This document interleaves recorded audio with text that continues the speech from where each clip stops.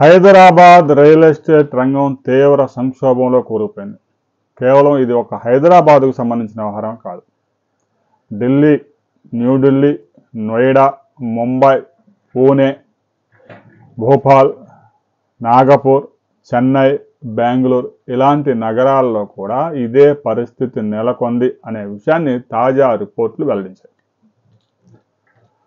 న్యూఢిల్లీలో 3 లక్షల పైగా నిర్మించిన ఫ్లాట్స్, అపార్ట్మెంట్స్, ఓపెన్ ఫ్లాట్స్ కాకుండా అపార్ట్మెంట్ ఫ్లాట్స్, ఇండివిజువల్ హౌసెస్ గత 6 సంవత్సరాలుగా సేల్ కాకుండా ఆగిపోయాయి.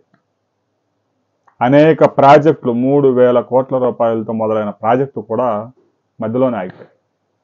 ముంబైలో కూడా అదే పరిస్థితి ఉంది, పూణేలో అదే పరిస్థితి ఉంది. హైదరాబాదులో కూడా 2,50,000 అపార్ట్మెంట్ ఫ్లాట్స్ 6 సంవత్సరాల కిందటే నిర్మాణం పూర్తి చేసుకొని ఇప్పటికే అమ్ముకోలేకపోయారు నిర్మాణదారులు. అంటే మార్కెట్లో తీవ్రమైన స్తబ్దత నెలకొంది. జాబ్ క్రియేషన్ కొత్తగా అవడం లేదు. ఉన్న ఉద్యోగాలే పోతా ఉన్నాయి. దీంతో ఎవరైతే ఈఎంఐతో అపార్ట్మెంట్ ఫ్లాట్స్ తీసుకున్నారో వాళ్ళంతా అమ్ముకొని వివిధ ప్రాంతాలకు వెళ్ళిపోతా ఉన్నారు. దాంతో కొత్త ఫ్లాట్స్ కొనేందుకు ఎవరు ముందుకు రావడం లేదు.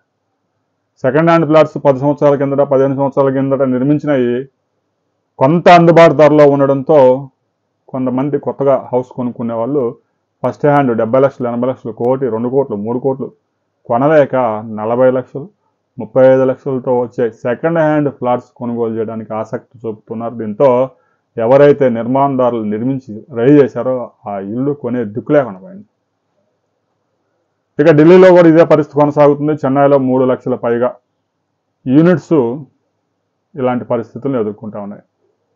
దాదాపు దేశవ్యాప్తంగా ప్రతి సంవత్సరం 4 లక్షల కోట్ల రూపాయల విలువైన హౌసెస్ సేల్స్ అవుతూ ఉంటాయి, రిజిస్ట్రేషన్ అవుతూ ఉంటాయి. ఈ రంగం వల్ల దాదాపుగా 47 పరిశ్రమలు ఆధారపడి ఉన్నాయి.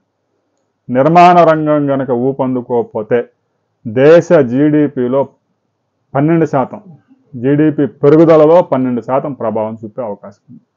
రాబోయే రోజుల్లో, రాబోయే 6 నెలల్లో, రాబోయే సంవత్సర కాలంలో కూడా ఈ రంగం పురోగమించే పరిస్థితులు అయితే కనిపించడం లేదు. కొత్తగా జాబ్స్ జనరేట్ అవ్వకుండా, ఉన్న ఉద్యోగాలు జీతాలు పెరగకుండా పరిస్థితి కనుక ఇలాగే కొనసాగితే రియల్ ఎస్టేట్ రంగం మరిన్ని గడ్డి పరిస్థితులను ఎదుర్కోవాల్సి ఉంటుంది. కొత్తగా జాబ్స్ జనరేట్ కాకపోగా ప్రముఖ సంస్థలు కూడా మైక్రోసాఫ్ట్, గూగుల్ లాంటి, అమెజాన్ లాంటి సంస్థలు కూడా కోడింగ్, ఏఐతో, ఆర్టిఫిషియల్ ఇంటెలిజెన్స్తో చేయిస్తూ ఉద్యోగుల్ని 100 మందిని తీసి పడేస్తూ ఉన్నాయి. దీంతో ఐటీ ఉద్యోగాలు ఎక్కువ రోజులు నిలిచే అవకాశం లేదు. కర్ణాటకలో కేవలం ఆర్టిఫిషియల్ ఇంటెలిజెన్స్ ఉపయోగించి ఒక సినిమా మొత్తాన్ని నిర్మించారంటే మనం అర్థం చేసుకోవచ్చు. ఆర్టిఫిషియల్ ఇంటెలిజెన్స్ అనేది ఒక ఐటీ రంగానికే కాదు, అన్ని రంగాల్లో 30 నుంచి 40% జాబ్స్ కోత పడే ప్రమాదం స్పష్టంగా కనిపిస్తూ ఉంది. రాబోయే కొద్ది రోజుల్లో రియల్ ఎస్టేట్ రంగం, జాబ్ మార్కెట్ బాగుపడితే తప్ప రియల్ ఎస్టేట్ రంగం పుంజుకునే అవకాశం లేదు. హైదరాబాద్లో రియల్ ఎస్టేట్ ఎలా ఉంది అనే విషయాన్ని ప్రతి ఒక్కరూ కామెంట్ చేయండి. ఇటు ఓపెన్ ఫ్లాట్స్ ధరలు ఎలా ఉన్నాయి, అపార్ట్మెంట్ ఫ్లాట్స్ ధరలు ఎలా ఉన్నాయి, విల్లాల ధరలు ఎలా ఉన్నాయి, ఇండిపెండెంట్ హౌసెస్ ధరలు ఎలా ఉన్నాయి, గడిచిన 6 నెలలుగా హైదరాబాద్లో ఇలాంటి పరిస్థితి ఎందుకు ఏర్పడింది అనే విషయాన్ని మీ అభిప్రాయంలో తెలియజేయండి.